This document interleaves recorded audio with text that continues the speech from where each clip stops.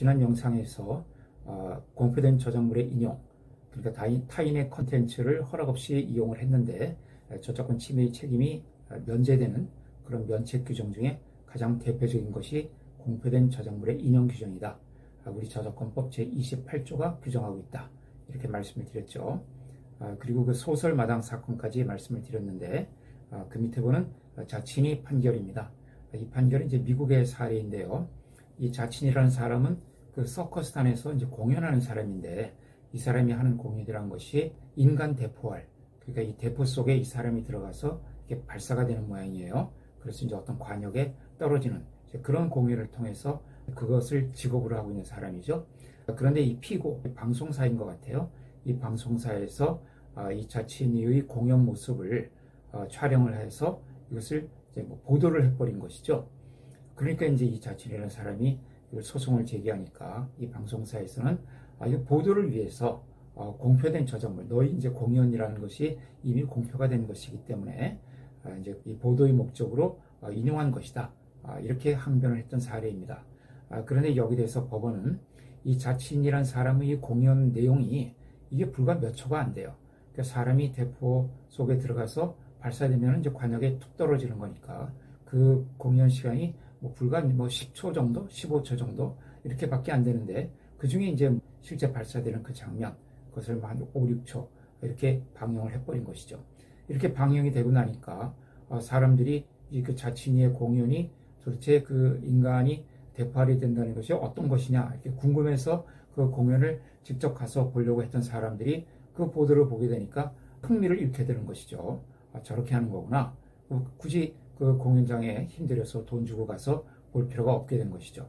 이렇게 돼서 이 자친이라는 사람은 많은 손해를 입게 되었습니다.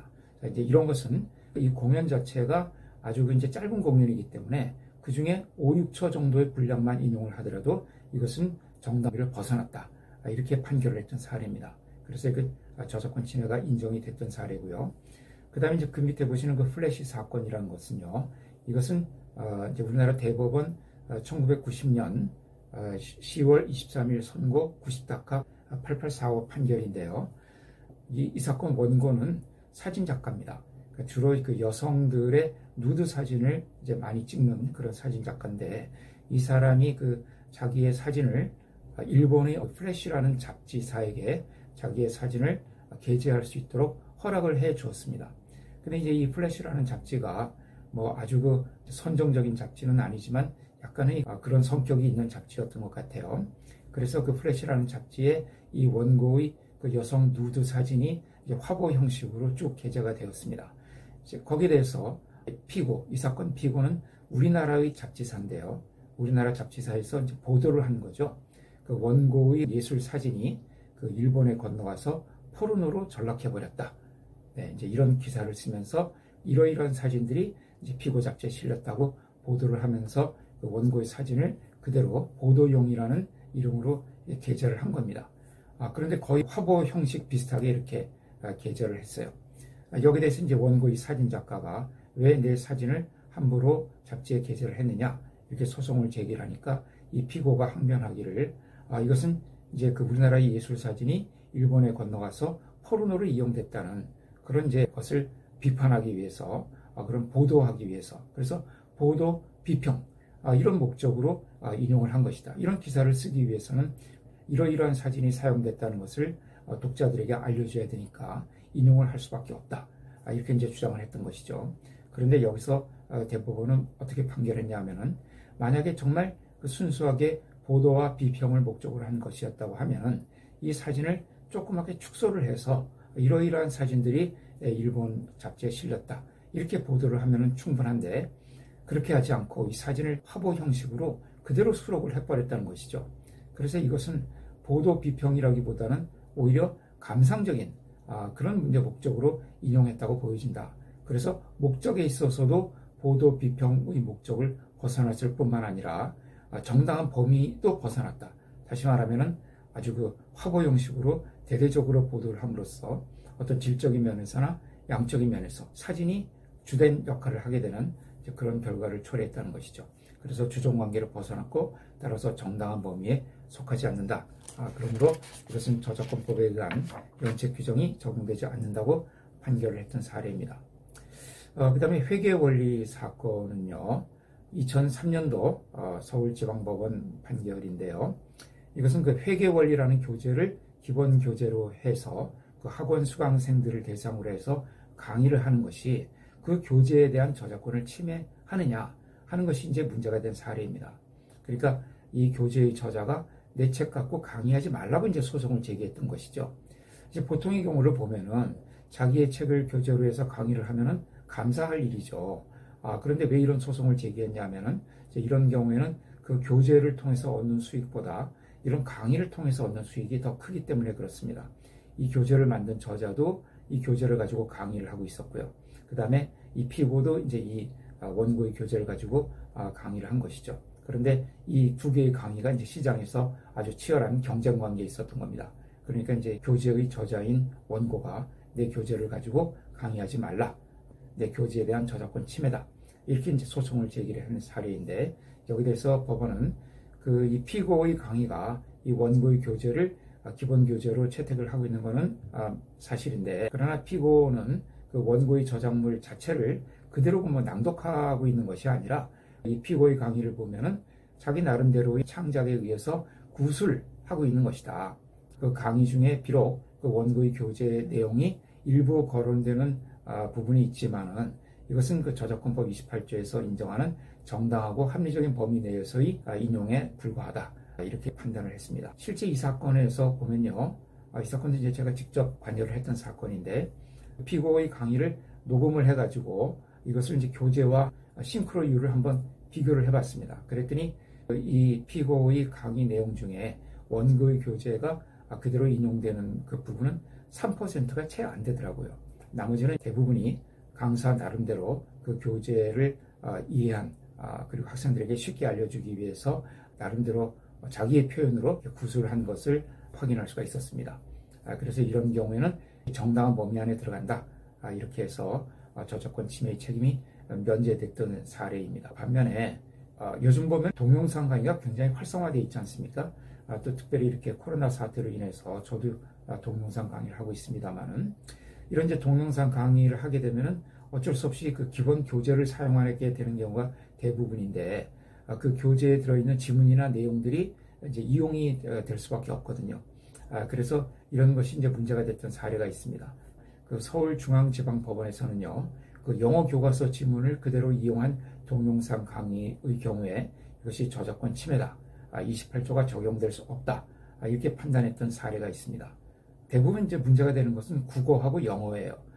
다른 과목은 크게 문제가 되지 않습니다. 국어, 영어가 문제가 되는 이유는 이제 지문을 사용하거든요. 국어도 그렇고 영어도 그렇고 국어 교재나 영어 교재를 가지고 강의를 하기 위해서는 그 교재에 실려 있는 지문을 많이 활용할 수밖에 없고 스크린에 띄워주기도 하고요.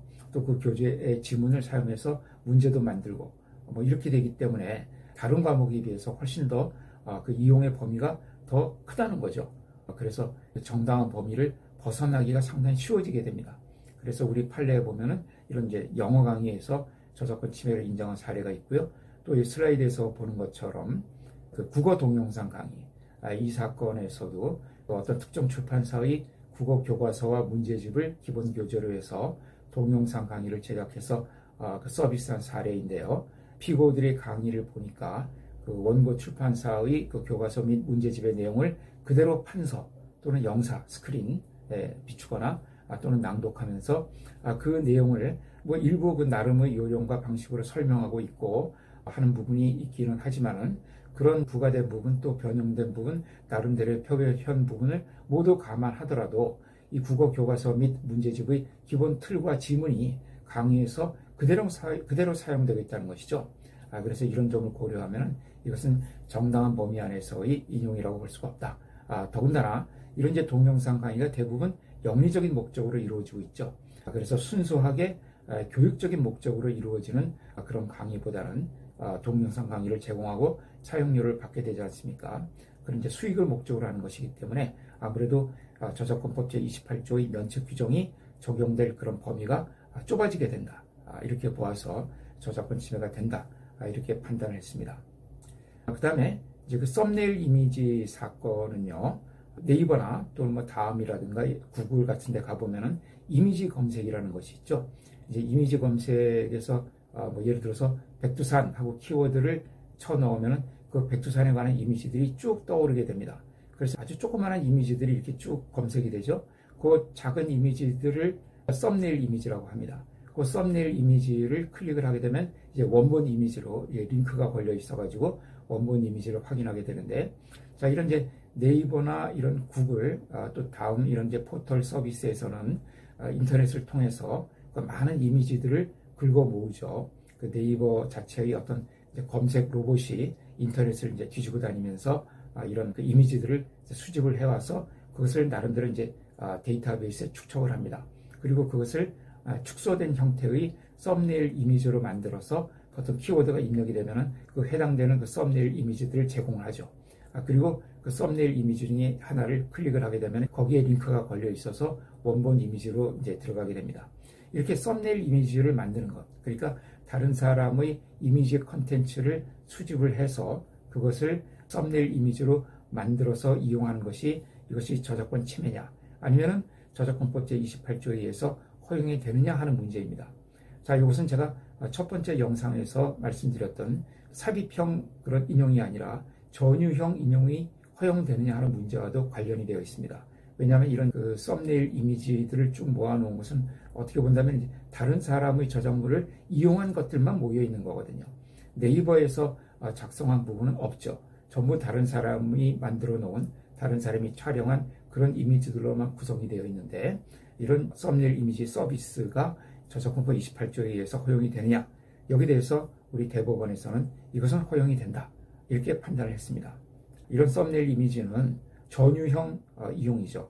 네이버에서 작성한 부분은 전혀 없고 다른 사람의 이미지로만 구성이 되어 있습니다만은, 여기서의 이미지는 어떤 감상용이라기보다는, 그러니까 원래 이미지가 갖고 있던 목적은 감상용 이미지인데, 이 썸네일 이미지는 감상용이라기보다는 그 원본 이미지로 찾아가기 위한 일종의 인덱스, 썸네일, 그러니까 일종의 주소 개념이라고 볼 수가 있다는 것이죠. 그래서 목적 자체가 그 원작과 상당히 다르다. 정말 지금은 그 포털 서비스 없이는 우리의 일상생활이 거의 불가능할 정도로 많이 이용을 하고 있죠. 그래서 이런 검색 서비스란 것은 물론 영리적인 성격을 갖고 있습니다만은 공익적인 성격도 나름대로 많이 갖고 있다는 것이죠. 그런 점에 비춰봤을 때 이 썸네일 이미지로 이것을 이용하는 것은, 이것은 저작권법 28조에 의해서 허용이 된다, 이렇게 판결을 했습니다. 다만 상세보기 이미지 사건에서는 다르게 판단을 했는데요. 상세보기 이미지는 이제 썸네일 이미지 만들지 않고 그것을 이제 좀 더 키워서 그 이미지를 좀 더 상세하게 볼 수 있게 한 겁니다. 이 썸네일 이미지만으로는 그 이미지가 잘 안 보이는 경우도 있죠. 좀 복잡한 그런 형상인 경우에는 이미지가 잘 드러나지 않는 경우도 있는데, 아마 이제 그런 경우를 위해서 했던 것 같은데, 이런 썸네일 이미지를 좀 키워서 픽셀 숫자를 이제 높게 한 겁니다. 그래서 해상도도 좀 높아지고, 이런 상세보기 이미지를 제공한 경우에도 그러면 허용이 될 거냐. 그런데 여기 대해서는 이것은 허용이 안 된다. 그러니까 썸네일 이미지는 순수하게 인덱스라고 볼 수가 있지만은, 이 상세보기 이미지는 인덱스의 성격도 갖고 있지만 어느 정도 감상용의 성격도 가질 수밖에 없다. 따라서 이것은 정당한 범위를 벗어났다, 이렇게 판단을 했습니다.